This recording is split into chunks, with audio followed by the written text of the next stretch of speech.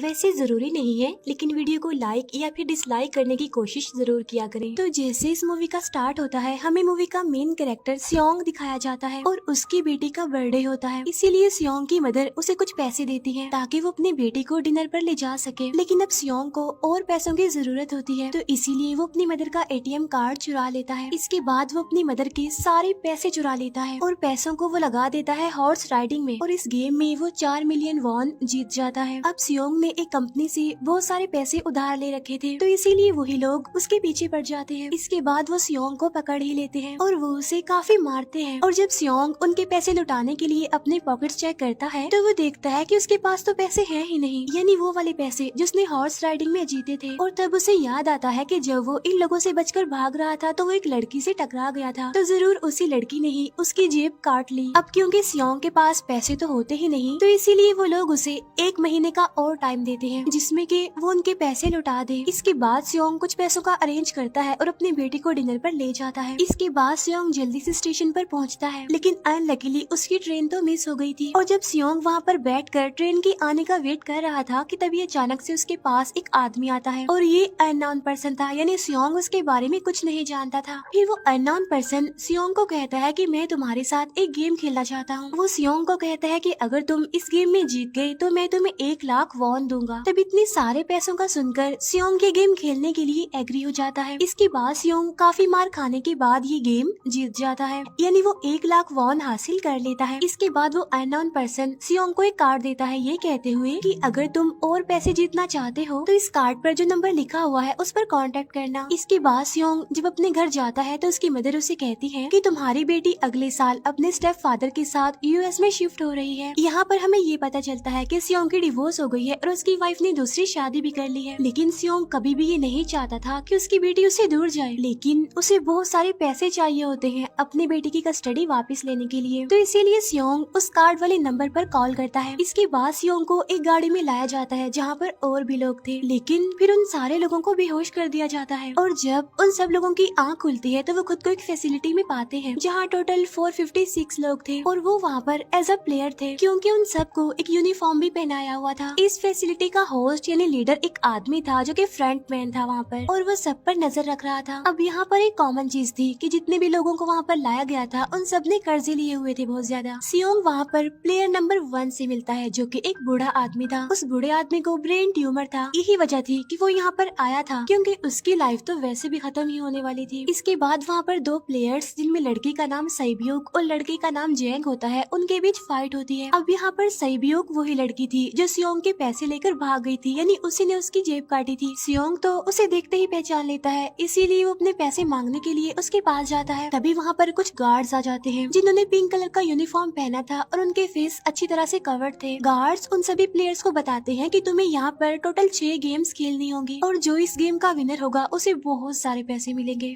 इसके बाद उन सबसे एक कॉन्ट्रैक्ट पर साइन करवाया जाता है, और इस कॉन्ट्रैक्ट के 3 मेन रूल्स थे। पहला रूल ये कि कोई भी प्लेयर अपनी मर्जी से गेम को छोड़कर नहीं जा सकता। दूसरा रूल ये होता है कि जो भी प्लेयर खेलने से मना करेगा तो उस प्लेयर को एलिमिनेट कर दिया जाएगा, और उनके मुताबिक एलिमिनेट का मतलब क्या था ये तो हम आगे ही जानेंगे। गेम का तीसरा रूल ये था कि अगर मेजोरिटी इस गेम को खेलना नहीं चाहती तो वो इस गेम को छोड़कर जा सकते हैं। इसके बाद उन सबको गेम के लिए ले जाया जाता है। अब यहाँ पर सियोंग अपने क्लासमेट सेंगवू से भी मिलता है जो कि उसे बचपन से जानता था। सियोंग उसे वहाँ पर देखकर काफी हैरान होता है क्योंकि वो तो किसी बिजनेस के लिए आउट ऑफ कंट्री चला गया था। अब पहले गेम के लिए वहाँ पर एक काफी बड़ी डॉल थी, और इस गेम का रूल काफी सिंपल था, और वो ये था कि डॉल जब भी गाना गाएगी उन सबको आगे बढ़ना है, और जैसे ही वो गाना गाना बंद करेगी तो उन सबको रुक जाना है और मूव नहीं करना है, और अगर कोई हिल गया तो उसे एलिमिनेट कर दिया जाएगा। अब स्टार्टिंग में तो ये सब कुछ उन्हें किसी प्रैंक की तरह लग रहा था, लेकिन जब एक लड़का हिल जाता है तो उसे शूट करके मार दिया जाता है, और यही होता है एलिमिनेट का मतलब, यानी उन्हें मार दिया जाएगा। अब ये देखकर वो सारे लोग काफी घबरा जाते हैं, और उन्हें पता चल चुका था कि वो खतरे में है, इसीलिए लोग डरते हुए पैनिक करते हुए इधर उधर भागने लगते हैं।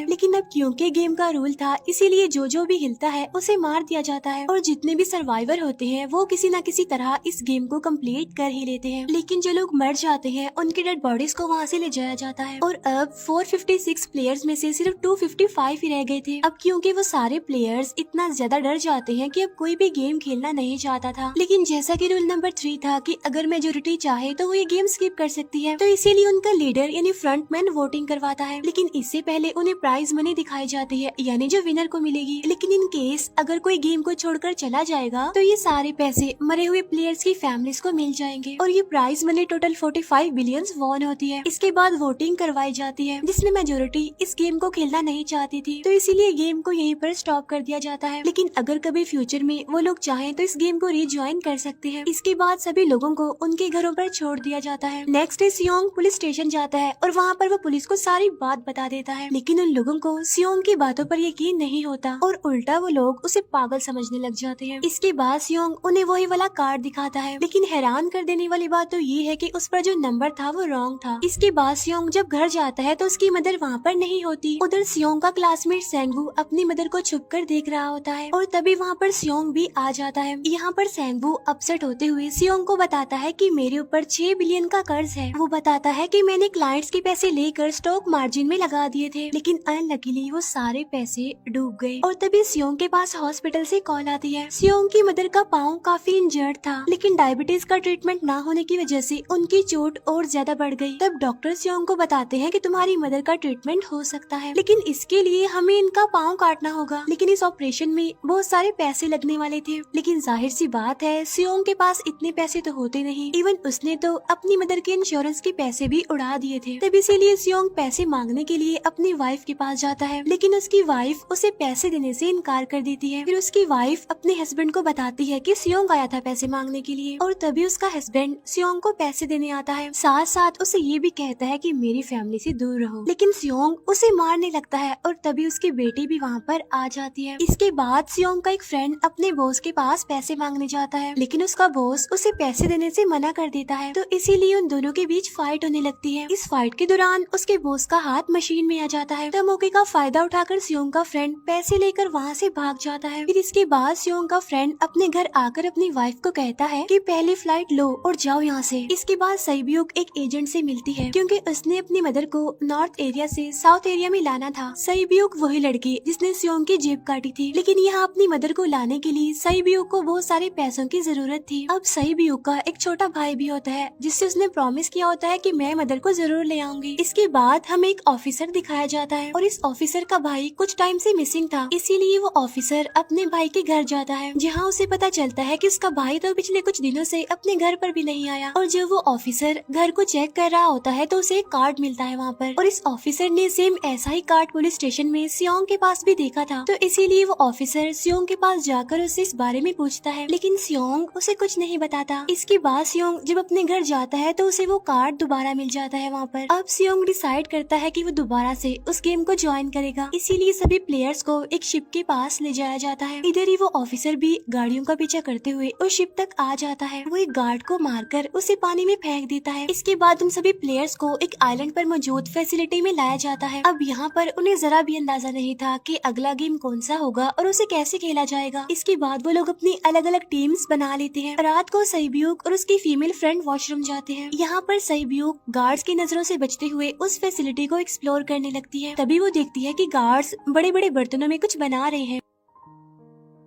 लेकिन अब क्योंकि गार्ड्स को शक हो जाता है तो ये गार्ड वॉशरूम्स को चेक करने के लिए आता है, लेकिन तब तक सईब्यूक वापस आ चुकी थी। इसके बाद सईब्यूक अपनी फीमेल फ्रेंड को सारी बात बता देती है जो उसने देखा था, लेकिन यहाँ पर सेंगवू उन दोनों की बातें सुन लेता है और वो इस बारे में सईब्यूक से पूछता है, जिस पर सईब्यूक बताती है कि वो बड़े बड़े बर्तनों में कुछ पका रहे थे। इसके बाद उन सभी प्लेयर्स को प्ले ग्राउंड में लाया जाता है, जहाँ पर उनके सामने 4 शेप्स थी। 4 शेप्स में से उन्होंने किसी एक शेप को चूज करना था। अब यहाँ पर सेंगवू को पता चल जाता है कि गेम क्या है और क्या करना है हमें। सेंगवू सियोंग को बताता है कि सबने अलग अलग शेप्स को चुनना है। इसके बाद उन सभी को एक छोटा सा बर्तन दिया जाता है जिसमें की शेप्स बनी होती है। अब गेम उनकी ये होती है कि उन्होंने किसी तरह उस शेप को बाहर निकालना है बगैर डैमेज किए, लेकिन अगर शेप जरा से भी खराब हो गई तो उन्हें एलिमिनेट कर दिया जाएगा, यानी मार दिया जाएगा। अब यहाँ पर सेंगवू तो इजिली उस शेप को निकाल लेता है, लेकिन सियोंग इतना ज्यादा घबरा जाता है कि उसकी हालत खराब होने लगती है, लेकिन फिर वो किसी न किसी तरह करके इस गेम को भी जीत लेता है। इसके बाद उन सबको वापस से रूम में लाया जाता है। अब यहाँ पर 187 प्लेयर्स वापस आए थे, जिनमें से अब सिर्फ 108 ही रह गए थे। इसके बाद उन सबको खाने के लिए ले जाया जाता है, लेकिन खाने की वजह से जैंग की एक लड़के से फाइट हो जाती है, जहाँ पर जैंग उस लड़के को इतना ज्यादा मारता है कि वो मौके पर ही मर जाता है। इधर ही हम देखते हैं कि उन प्लेयर्स में से एक डॉक्टर होता है जो गार्ड्स के साथ मिलकर मरे हुए लोगों के ऑर्गन्स निकाल कर उन्हें चाइनीज को बेचने का काम करता है। इसीलिए जब भी डेड बॉडीज को ले जाया जाता है तो वो डेड बॉडीज को गायब कर लेते हैं, क्योंकि ये सब कुछ एक प्लान के अकॉर्डिंग चल रहा था, क्योंकि ये सारा कुछ फ्रंट मैन से छुप कर हो रहा था। यही वजह थी कि कंट्रोल रूम में भी उन्होंने अपना ही एक आदमी बिठाया हुआ था जो कि उन लोगों की सारी वीडियो फुटेज डिलीट कर देता था, और गार्ड्स तो डॉक्टर को गेम के बारे में पहले ही बता देते थे ताकि वो सरवाइव कर सके। यहाँ पर एक गार्ड उसी प्लेयर डॉक्टर को बताता है कि आज हमने प्लेयर्स को जानबूझकर खाना कम दिया है ताकि वो आपस में लड़ने लगे, जिससे होगा ये कि सारे वीक प्लेयर्स गेम से आउट हो जाएंगे। साथ ही गार्ड डॉक्टर को अपनी अगली गेम के बारे में बता देता है। अब 30 मिनट के बाद वहाँ पर लाइट्स ऑफ होने वाली थी। अब यहाँ पर सेंगवू को पता था कि सियोंग की टीम जरूर कोई उल्टा काम करेगी, इसीलिए वो उस टीम को अपने पास बुलाकर उन्हें रिलैक्स रहने के लिए कहता है। उधर वो जो डॉक्टर प्लेयर होता है वो जैंग की टीम में शामिल हो जाता है। यहाँ पर डॉक्टर जैंग को बता देता है कि अगला गेम क्या होने वाला है। इसके बाद लाइट्स ऑफ हो जाती है और जैंग अपनी टीम के साथ मिलकर बाकी सभी को मारने लगता है। जैंग एक लड़की को मारकर सईब्यूक को मारने जाता है, लेकिन तभी सियोंग उसे बचा लेता है। इसके बाद गार्ड्स वहाँ पर आकर उन सभी को रोक लेते हैं और अब टोटल 80 लोग रह गए थे। इसके बाद उन सभी को तीसरे गेम के लिए ले जाया जाता है और यहाँ पर उन्हें 10-10 प्लेयर्स की एक टीम बनाने के लिए कहा जाता है, और वो लोग ऐसा ही करते हैं, अपनी अपनी टीम बना लेते हैं। अब क्योंकि जैंग को अगली गेम के बारे में पहले ही पता होता है, इसीलिए वो सईब्यूक की फीमेल फ्रेंड को अपनी टीम में नहीं रखता और वो अपनी टीम में सिर्फ मर्दों को ही रखता है। इसके बाद सेंगवू भी अपनी एक टीम बना लेता है। अब क्योंकि उन्हें एक प्लेयर की जरूरत थी तो इसीलिए सईब्यूक की फीमेल फ्रेंड उनके टीम में शामिल हो जाती है, और ये गेम असल में टग ऑफ वॉर का होता है, यानी उन्होंने अपने सामने वाली टीम को नीचे गिराना था। इसके बाद गेम स्टार्ट हो जाती है और जैंग की गेम बड़ी आसानी से इस गेम को जीत लेती है। इसके बाद बारी होती है सेंगवू की टीम की। तब प्लेयर नंबर 1 यानी वो बूढ़ा आदमी कहता है कि मैंने अपनी जिंदगी में बहुत सारी टग ऑफ वॉर्स खेल रखी है, इसीलिए उन सबको गाइड करता है कि इस गेम को कैसे जीतना है। तो इसीलिए वो लोग किसी न किसी तरह करके इस गेम को जीत जाते हैं। फिर दिखाया जाता है कि 30 मिनट के बाद दोबारा से लाइट्स ऑफ हो जाएंगी, जिस पर सेंगवू उन सबको कहता है कि रेडी रहना। तो इसीलिए वो डिसाइड करते हैं कि एक एक करके हम पहरा देंगे। अब जैंग की टीम में एक से बढ़कर एक चालाक प्लेयर था, तो इसीलिए जैंग को डर होता है कि कहीं उसकी टीम उसे ही साइड पर न लगा दे, यानी उसे ही अपने रास्ते से न हटा दे। दूसरी तरफ डॉक्टर और गार्ड्स मिलकर डेड बॉडी के ऑर्गन्स निकाल रहे होते हैं और इन ऑर्गन्स को डिलीवर करने जाना था गार्ड नंबर 28 एंड 29। तब वो सभी एक डेड बॉडी के बारे में बातें करने लगती हैं जिसकी सिर्फ एक किडनी थी और वो उसे ज़ॉम्बी कह रहे थे। अब यहाँ पर जो गार्ड नंबर 29 था, यानी जिसने वो ऑर्गन्स डिलीवर करने जाने थे, वो कोई और नहीं बल्कि वो ऑफिसर था जो गार्ड के बेस में वहाँ पर आया था। और ये सब बातें सुनकर उसे शक होता है कि शायद ये लोग मेरे भाई की बात कर रहे हैं, क्योंकि उसकी भी एक ही किडनी थी। इसके बाद नंबर 28 और 29 यानी वो ऑफिसर ऑर्गन को डिलीवर करने के लिए चले जाते हैं। रास्ते में वो ऑफिसर नोटिस करता है कि टनल में तो बॉम्ब लगा हुआ है। तब नंबर 28 उसे बताता है कि जब हम यहाँ से बाहर निकलेंगे तो इस जगह को ब्लास्ट कर दिया जाएगा। अब यहाँ पर वो ऑफिसर नंबर 28 से और इन्फॉर्मेशन लेने की कोशिश करता है, इसीलिए नंबर 28 को उस पर डाउट होने लगता है, इसीलिए वो उस ऑफिसर को अपना फेस दिखाने के लिए कहता है। अब यहाँ पर वो ऑफिसर अपना फेस भी दिखा देता है, साथ साथ वो नंबर 28 पर गन पॉइंट भी कर देता है। साथ साथ वो ऑफिसर उससे एक किडनी वाली आदमी के बारे में पूछता है कि वो कौन है जिसे तुम ज़ॉम्बी कहते थे, जिस पर वो नंबर 28 उससे कहता है कि वो तो एक लड़की थी। अब यहाँ पर नंबर 28 उस ऑफिसर को कहता है कि तुम लीडर के रूम में जाकर सारी इन्फॉर्मेशन देख सकते हो, वहाँ पर सबका डाटा है। ये जानने के बाद वो ऑफिसर नंबर 28 को मार डालता है। उधर वो डॉक्टर गार्ड से अगली गेम के बारे में पूछता है, लेकिन इस बार गार्ड्स को भी अगली गेम के बारे में पता नहीं होता। तब इसीलिए डॉक्टर को गुस्सा आ जाता है और वो एक गार्ड को पकड़ लेता है और उनकी फाइट होने लगती है। इसी फाइट में डॉक्टर डॉक्टर उस गार्ड को मार कर वहाँ से भाग जाता है। इसके बाद एक गार्ड भी उसका पीछा करता है और वो दोनों प्लेग्राउंड में आ जाते हैं। यहाँ पर गार्ड डॉक्टर को अपनी बातों में फंसा कर उसे मारने वाला होता है, लेकिन तभी लीडर यानी फ्रंटमैन आकर उसे मार डालता है और बाद में उस डॉक्टर को भी मार डालते हैं। साथ साथ इन्हें वहीं पर नंबर 28 की डेड बॉडी भी मिल जाती है, जिससे इन्हें ये पता चल जाता है कि फैसिलिटी में कोई घुस गया है। उधर वो ऑफिसर लीडर यानी फ्रंटमैन के रूम तक पहुंच जाता है। तब वो चेक करते करते एक ऐसे रूम में जाता है जहाँ पर सबके रिकॉर्ड्स थे, और जब वो ऑफिसर रिकॉर्ड चेक कर रहा होता है तो उसे सभी विनर्स की एक लिस्ट मिलती है, जिसमें उसके भाई का भी नाम था, यानी वो भी कभी विनर था। उधर सभी प्लेयर्स को 4th गेम के लिए ले जाया जाता है, जहाँ पर उन सबको अपना अपना पार्टनर चुनने के लिए कहा जाता है, और वो प्लेयर्स करते भी ऐसा ही है, अपना अपना पार्टनर चुन लेते हैं। सहीब्यूक की फीमेल फ्रेंड भी अपना पार्टनर ढूंढने की कोशिश करती है, लेकिन कोई भी उसका पार्टनर बनने को तैयार ही नहीं था। इसके बाद सभी प्लेयर्स को 10-10 मार्बल्स दिए जाते हैं। असल में ये गेम ऐसी होती है कि एक प्लेयर को अपने पार्टनर से सारे मार्बल्स लेने होते हैं बगैर कोई जोर जबरदस्ती किए, और जो दूसरा पर्सन होगा यानी जिसके पास मार्बल्स नहीं होंगे उसे मार दिया जाएगा। फिर सैंगवू और सियोंग का फ्रेंड ऑड और इवन का गेम खेलते हैं, जिसमें कि उन्होंने गेस करना था कि सामने वाले के हाथ में कितने मार्बल्स हैं। अब यहाँ पर सियोंग का फ्रेंड सैंगवू के सारे मार्बल्स जीत जाता है, जिसकी वजह से लास्ट में सैंगवू के पास सिर्फ एक ही मार्बल बचता है। अब क्योंकि सैंगवू को पता चल चुका था कि अब वो बच नहीं पाएगा, इसीलिए वो सियोंग के फ्रेंड को अपनी बातों में फंसा कर उसे ये यकीन दिलाता है कि अगर हम में से कोई भी हार गया तो हारे हुए लोगों का मैच दोबारा करवाया जाएगा। अब यहाँ पर सैंगवू धोखे से सियोंग के फ्रेंड के सारे मार्बल्स चेंज कर देता है। इसके बाद सैंगवू मार्बल्स लेकर गार्ड को दे देता है और वहाँ से बाहर चला जाता है, और जब सियोंग का फ्रेंड मार्बल्स चेक करता है तो वहाँ पर पत्थर होते हैं। उधर प्लेयर नंबर 1 यानी उस बूढ़े आदमी की हालत खराब हो रही थी, इसीलिए वो तो इधर उधर घूम रहा था, लेकिन सियोंग किसी तरह उसे खेलने के लिए एग्री कर लेता है। अब यहाँ पर वो दोनों यानी वो बूढ़ा आदमी और सियोंग भी इवन ऑड खेलते हैं। अब इनमें से वो बूढ़ा आदमी सियोंग के सारे मार्बल्स जीत जाता है, लेकिन लास्ट राउंड में वो बूढ़ा आदमी भूल जाता है कि उसने क्या चूज किया था। तो यहाँ पर सियोंग उसी बातों में फंसा कर उसके सारे मार्बल्स ले लेता है, लेकिन यकीन मानिए कि वो बूढ़ा आदमी काफी चालाक था। उसने एक मार्बल अपने पास ही रखा हुआ था और वो दोबारा से इधर उधर घूमने लगता है। अब यहाँ पर सियोंग उसे रिक्वेस्ट करता है कि प्लीज मेरे साथ एक और गेम खेलो ना। तब यहाँ पर वो बूढ़ा आदमी कहता है कि मुझे पता है कि तुमने सारे मार्बल्स धोखे से लिए हैं मुझसे। वो कहता है कि मुझे सब पता था, बस मैं पागल बनने की एक्टिंग कर रहा था।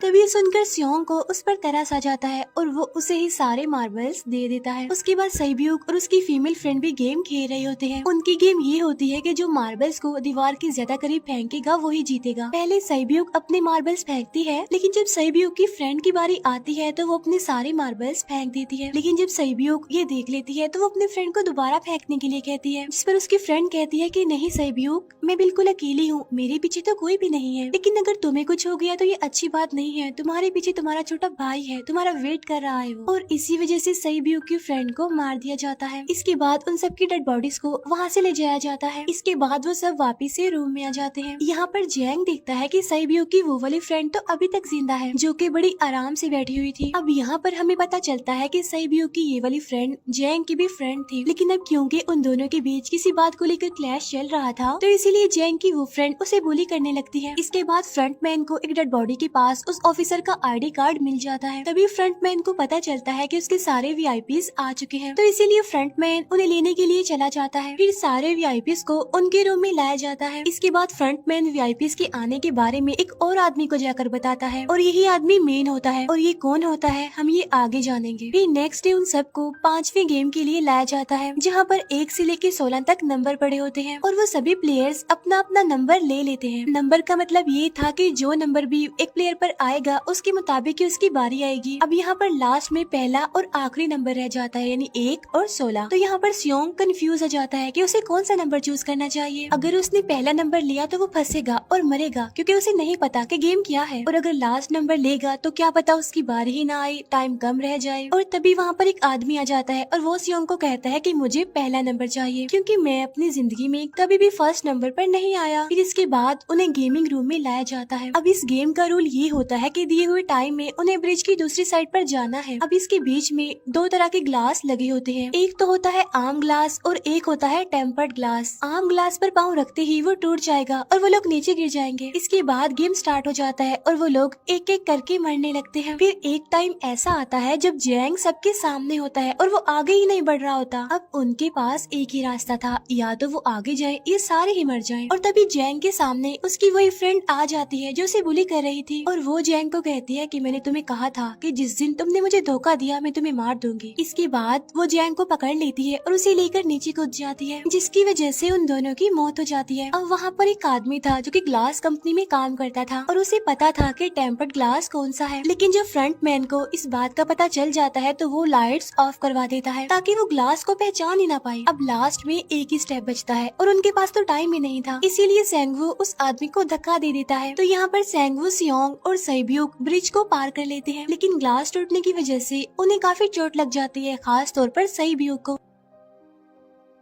उधर उस ऑफिसर ने एक सर्वेंट को मारकर उसकी जगह खुद ले ली थी। अब एक वीआईपी को उस ऑफिसर पर शक होता है और वो उसे कहता है कि अपना मास्क रिमूव करो, लेकिन वो ऑफिसर कहता है कि ठीक है, लेकिन मैं अंदर जाकर अपना मास्क रिमूव करूंगा। इसके बाद वो ऑफिसर उस वीआईपी को लेकर अंदर चला जाता है। अंदर जाकर वो ऑफिसर उस वीआईपी को बेहोश कर देता है और इस बात का पता फ्रंट मैन को चल जाता है, इसीलिए फ्रंट मैन उसके पीछे जाता है और वो उस ऑफिसर को देख लेता है, इसीलिए वो ऑफिसर वहाँ से भागकर आइलैंड पर आ जाता है। फ्रंट मैन भी उसका पीछा करते हुए वहाँ पर आ जाता है। अब यहाँ पर वो ऑफिसर अपने सीनियर्स को कॉल करने की कोशिश करता है, लेकिन कॉल कट हो जाती है। फिर वो ऑफिसर उन्हें सारे सबूत भेजता है, लेकिन वहाँ पर नेटवर्क नहीं था। इसके बाद फ्रंट मैन ऑफिसर को पकड़ लेता है और उसे उनके साथ चलने के लिए कहता है, लेकिन वो ऑफिसर तो उस फ्रंट मैन पर गोली चला देता है। इसके बाद फ्रंट मैन अपना मास्क उतार देता है, तो वो ऑफिसर देखता है कि वहाँ पर कोई और नहीं बल्कि उसका अपना भाई है वो। इसके बाद ऑफिसर का भाई यानी फ्रंट मैन उसे शूट कर देता है और वो जाकर पानी में गिरता है। उधर ग्लास लगने की जैसे सैब्यूक काफी इंजर्ड हो गई थी और उसका बहुत सारा खून भी बह रहा होता है। इसके बाद तीनों सर्वाइवर्स को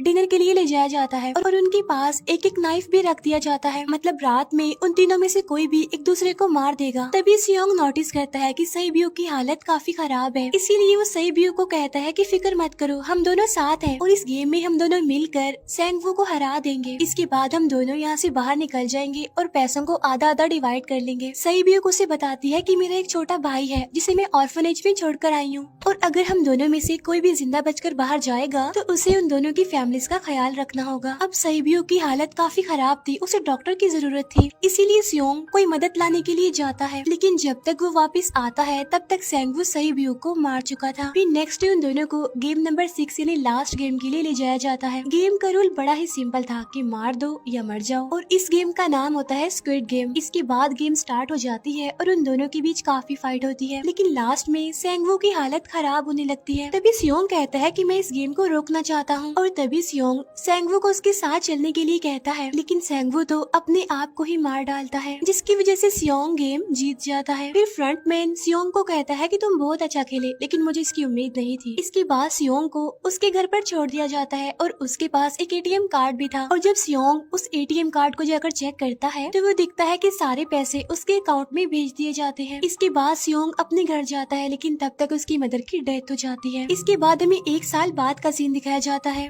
जहाँ पर हम देखते हैं कि सियोंग की हालत काफी खराब हो गई है, यानी वो अब काफी नशा करने लग गया है और उसने अब तक उन पैसों को हाथ तक नहीं लगाया। एक दिन एक फूल बेचने वाली औरत सियोंग के पास आती है और वो उसे सेम वैसा ही कार्ड देती है जिसमें एक एड्रेस लिखा हुआ था, और फिर सियोंग उस एड्रेस पर जाता है जहाँ पर उसे पता चलता है कि ये सारा किया धरा किसी और का नहीं बल्कि उस बूढ़े का है, प्लेयर नंबर 1 का, और वो अभी भी जिंदा है। यहाँ पर वो बूढ़ा आदमी सियोंग को बताता है कि मैं अपनी लाइफ से बोर हो चुका था और ये सारी गेम मैंने अपने क्लाइंट्स के साथ मिलकर बनाई ताकि मैं लोगों को मरता हुआ देखकर एंजॉय कर सकूं, लेकिन हाँ, हमने किसी को मजबूर नहीं किया था ऐसा करने के लिए, और मैंने गेम में इसीलिए पार्टिसिपेट किया क्योंकि गेम देखने से ज्यादा उसे खेलने में मजा आता है। वो कहता है जो पैसे तुम्हारे पास हैं वो मेरे ही हैं, और ये कहते ही उस बूढ़े आदमी की मौत हो जाती है। इसके बाद सियोंग सैब्यूक के छोटे भाई के पास जाता है और उसे लेकर वो जाता है सेंगवू की मदर के पास, और वो सेंगवू की मदर को कहता है कि इस बच्चे का ख्याल रखना, साथ साथ वो उसे एक बैग भी देता है जिसमें बहुत सारे पैसे होते हैं। इसके बाद सियोंग स्टेशन पर जाता है जहाँ पर उसे वही अननोन पर्सन मिलता है जो कि उसे मूवी के स्टार्ट में भी मिला था। यहाँ पर सियोंग उसका पीछा भी करता है, लेकिन तब तक वो भाग चुका था। फिर सियोंग उस कार्ड वाले नंबर पर कॉल करता है और वो पूछता है कि तुम लोग कौन हो और लोगों के साथ ऐसा क्यों कर रहे हो, क्यों खेल रहे हो लोगों की जिंदगी से। लेकिन आगे से उसे रिस्पॉन्स आता है कि सियोंग, अगर तुमने जिंदा बचना है तो प्लेन में चढ़ जाओ। और इसी के साथ ही मूवी यहीं पर एंड हो जाती है।